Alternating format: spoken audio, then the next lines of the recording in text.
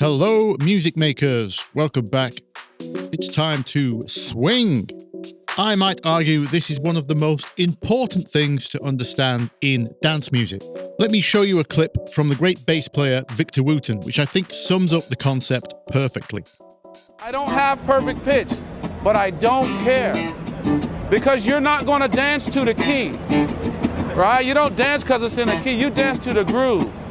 So I'm going to do my best to play the wrong note, but I'm going to make it groove. I start here. Listen. Listen. These are all the notes. You tell me which one is wrong.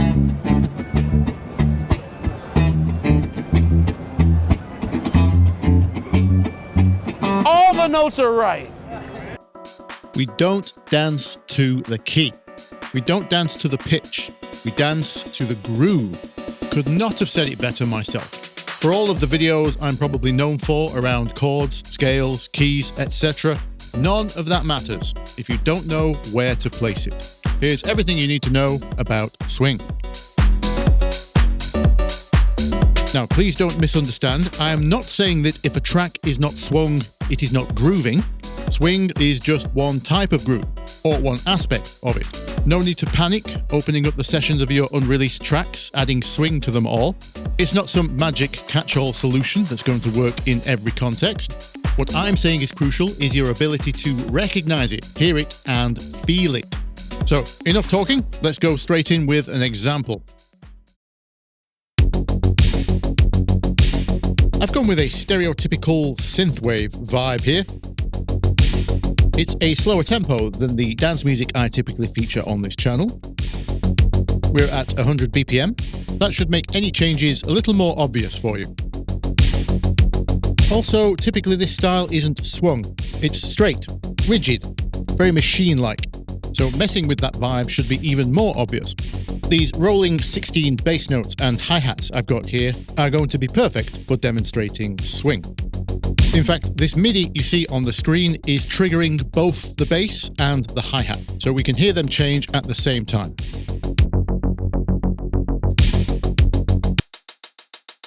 So, what is swing? Well, if we look at Ableton's list of swings here, we'll see lots of options.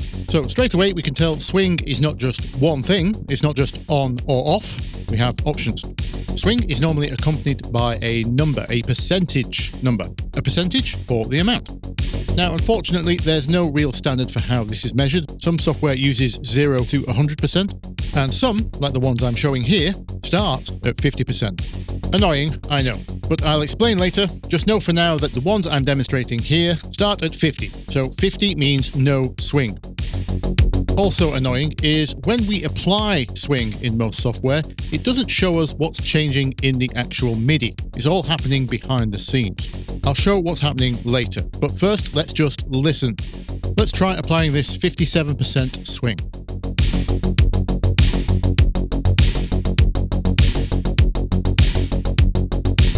Oh dear, that sounds awful, doesn't it?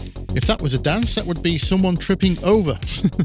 No, what's happened there is I have applied the wrong type of swing.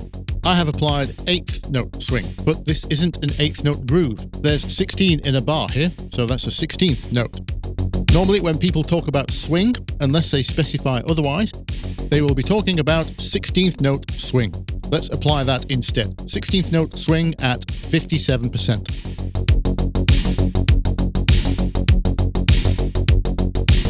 Back to straight.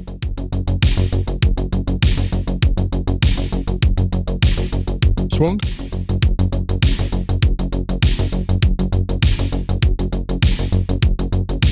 Not swung. Can you hear the difference? Can you feel the difference? Let's try a higher percentage so you can hear even more swing. Here's 64%.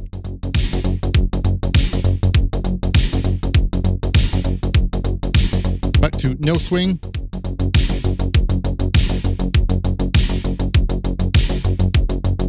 Swung.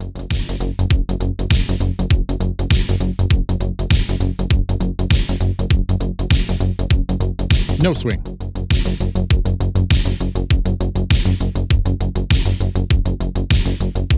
So, you all heard that. right? Good, good. So we can hear it or feel it, but what's actually going on? What is changing? It's actually quite simple. All that is happening in a 16th swing is every other 16th note is being moved backwards in time, like this.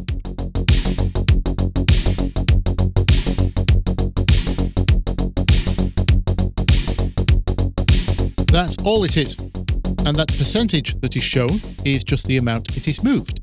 So you can kind of see the logic of starting at 50% because the note that moves in between is already halfway.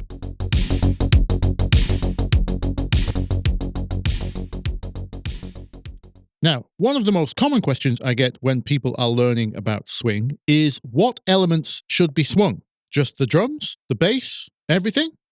Let's have a listen to what happens when one is swung and the other isn't.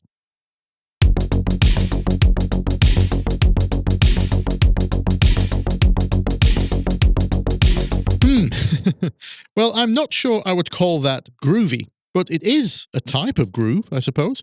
Albeit one where my hips and my shoulders want to do different things. But that's not to say anything is wrong or right. Could be the start of a new genre, who knows? Now, try to bear in mind the sound itself is also a factor in this too.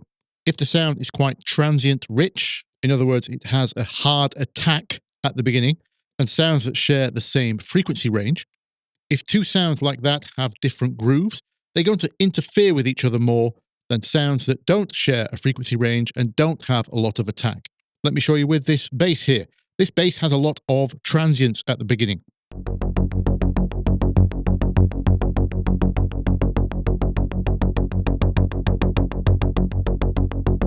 So even though this is a bass part, that bright transient at the beginning is up there in a similar range to our hi-hat. So when the two aren't locked together in groove, they trip over one another. However, if I take the attack off this bass, make it a much softer sound,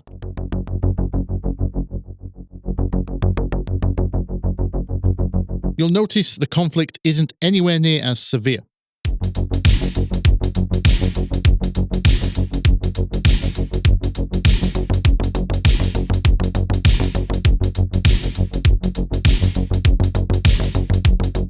What I would suggest is, if you're in the early stages getting to grips with the whole swing groove thing, then for now, just make sure everything lines up to the same amount of swing.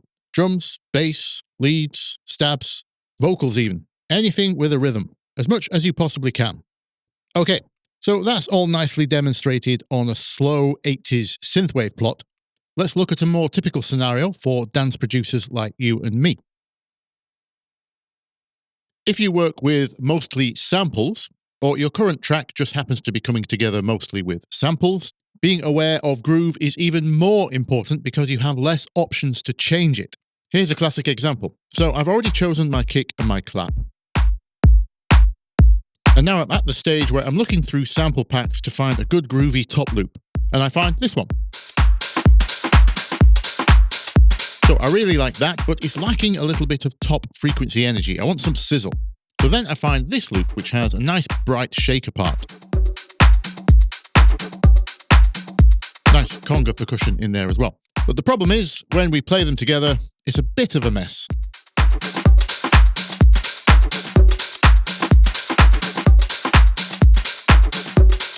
They're kind of tripping over each other. Obviously, you're watching a video about swing, so you know what the reason is already. But even though this is a very common scenario, most people won't realize the problem. After a decade of YouTube tutorials telling everyone that mixing is the most important part of dance music, most producers at this stage might think the problem is some kind of frequency clash. And that's one key change I'd like you to start thinking about. Ear training is not just being able to recognize frequencies. If you're making dance music and the purpose of your music is to make people dance, then your ear training absolutely must include being able to recognize grooves. So ideally in this scenario, we want to get you to the stage where you would recognize one loop was swung and one was straight. And without even auditioning them together, you would know those two would not work. But until you get to that stage, there is a shortcut in the meantime. If you find yourself in this scenario with two clashing loops, before you reach for the EQ or compressor or other magic box you've been told can solve all your problems, just zoom in on the waveform, first of all. Line up the audio against a 16th grid, and even if you can't hear it, you'll be able to see it. As we learned earlier, swing means every other 16th will be later in time. And you can see that going on here. Now you can see the bottom loop, even though that is technically a straight loop, it looks like it's slightly swung because that's a shaker. And if it was played by a human, it wouldn't be exact anyway, but also shakers have a very soft attack. So we don't see a strong transient here indicating the start of the sound. However, on this loop, you can see the start of the hi-hat is a lot more obvious. And you can see how late it is versus the grid. Now you've seen it, have another listen to each of these loops. See if you can identify the swing versus the straight a little bit more.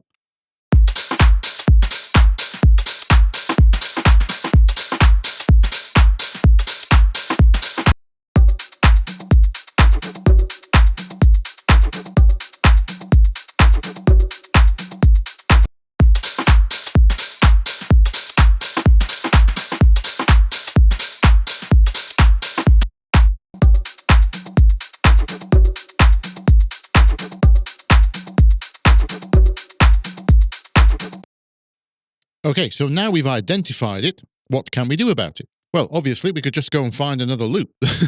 But if you are dead set on these two for whatever reason, we have two main options. Make the straight one swung, or make the swung one straight. Now, the problem is, this is audio, not MIDI. One of those options is much harder than the other. We can't just move MIDI notes around and everything will line up exactly. I know it doesn't seem that way. Most DAWs today, including Ableton, give you all the same kind of options for quantizing, stretching, swinging audio as they do MIDI. See, it's down here in Ableton. Exactly the same place it is for MIDI, and I have all the same options as well. I can select all of the different types of swing. Unfortunately, in practice, audio is a lot messier than MIDI. Most time stretching involves a kind of blurring or smearing of the sound. It's not very accurate. Let's have a go. Okay, so we'll start with the easier way first, and that is to swing the straight loop. Now, we could just eyeball this and move each in between 16ths until the two loops at the top of the screen line up there. Easier shown than said.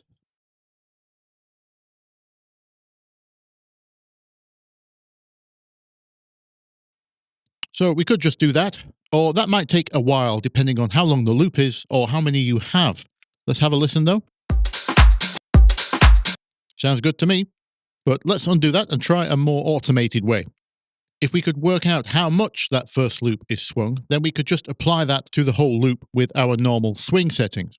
First, we make sure our grid is set to 16ths. You can see this number down here, that is our grid.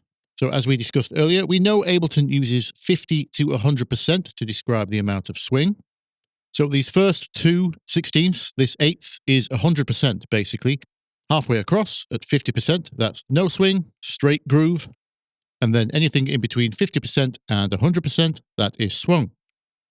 So we can see the start of our hi-hat here is definitely past 50%. Let's try to work out how much.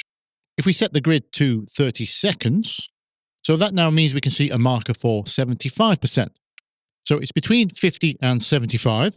So basically, I'm just going to keep doing that. Divide the grid and get a close number. So what's halfway between 75 and 50? That would be 62.5. Then half of that would be 6 1/4, etc., etc. Anyway. 2 hours later. We can work this out to be roughly 66-ish. So we think it's 66%. But before we apply that to the other loop, look at this bit first. These shakers on this other loop don't exactly start on the beat either. Yes, they have a soft attack, but they seem to be a little bit behind also. You can see against a 16 grid here. So I called this a straight loop, but it's actually slightly swung. So because this has a little bit of swing already, moving it by 66 might move it too far. So seeing as it's not swung too far, let's guess at about 2%. I've already got this 64% loaded into Ableton's Groove Bank here, so let's just use that. That should add up to be about right. Let's have a listen.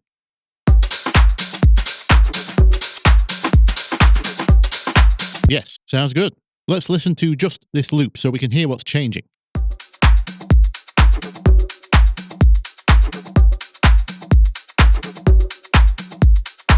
Without the swing.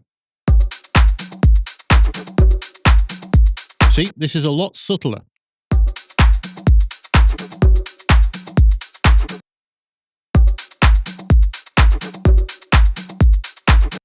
But this is what we need to be able to listen out for. If you can detect these differences, then you're going to be great at groove.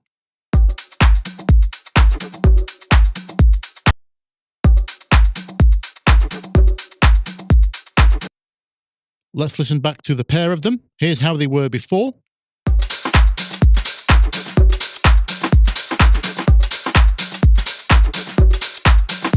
A complete mess.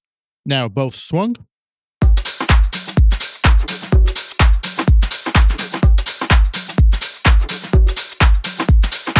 Much better. As you practice that more over time, you won't have to measure the swing. You'll be able to hear it. Much like tempo. Some of you who have been DJing for a while may be able to already hear the difference between a 126 BPM track and a 130. It's like that. It becomes instinctual. Now, what if we don't want to swing? What if we want to unswing the swung loop? This is where it gets tricky. The first problem is we don't have any anti-swing grooves. We can't go in the opposite direction. The only main option we have is something called quantization. In terms of music, quantization is used to move things that are off the grid onto the grid. Here's what it's typically used for. If I want to trigger a hi-hat sample live over my kick and snare beat here in 8th notes and record that,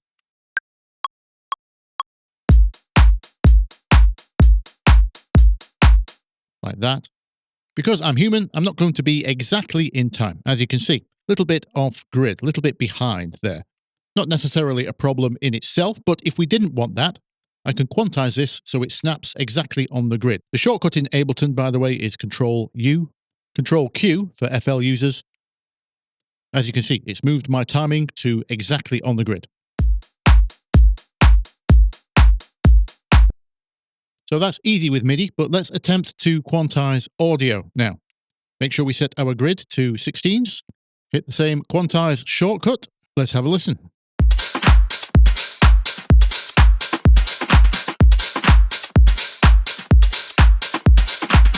Oh dear, that is a mess. Worse than we started, in fact. Now, some DAWs will be better than others, but in general, this way round is much harder for any technology to do. Let's try this algorithm.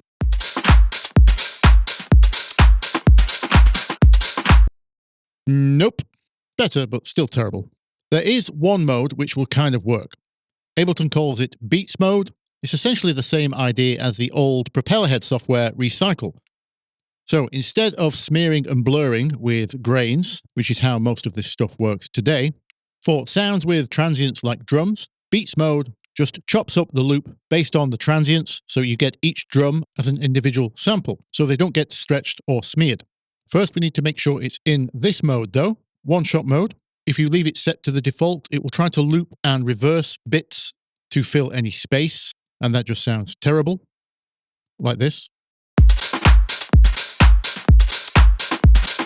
Now, instead, in this mode, it's only going to play that little chop back once in its original timing, and if there is a gap left, it will leave it. What I mean is, for example, this hi-hat was moved from here to here. What you're seeing visually there is a lie. It's not going to do that. This hi-hat used to be shorter, and that's what it's going to play back, and then it's going to leave a gap. So it's going to sound choppier, but it will be in time.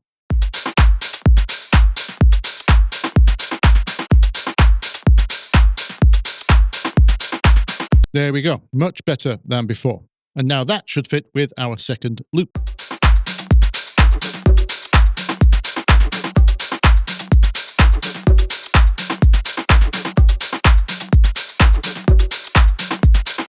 Now, we did say the other loop wasn't completely straight before, it was slightly swung, so let's try a little bit of swing on our new quantized loop and see if we can get this groove completely locked in.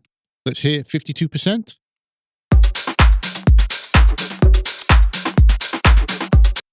$54. There we go. Those two sound pretty locked in to me. Right, so hopefully you're starting to get an ear or a feel for swing now. But there's one question remaining. Why are there so many different types? Surely the percentage amount is nuanced enough. There's effectively an infinite sliding scale there. Well, I can't speak for some of these. I've never actually used them. Maybe I should do a video exploring all of these. What I can tell you about is the ones labeled MPC and Logic and Notator also. The early Akai MPC samplers became known for their swing, and it's not for the reason you might think. It's not some cleverly calculated perfect groove thing, it's actually a mathematical error. Much in the same way that their 12-bit converters gave them a certain crunchy sound, which wasn't perfect, some other chips in there responsible for the timing weren't perfect either. If you saw my first video on how to not master your tracks, I went into a little bit of digital audio science, and I mentioned a thing called floating point maths versus fixed point. And that's what's going on here. Basically, those early chips, very much like early calculators, didn't have enough decimal points, or bits, in other words, to make calculations without making errors. So for a completely made-up example, if it was trying to swing, say, the 33rd 16th note in a loop, let's say by 66%, some of those calculations would result in rounding errors. Because when you don't have enough decimal points or bits, you have to round up or down to the nearest place that you can.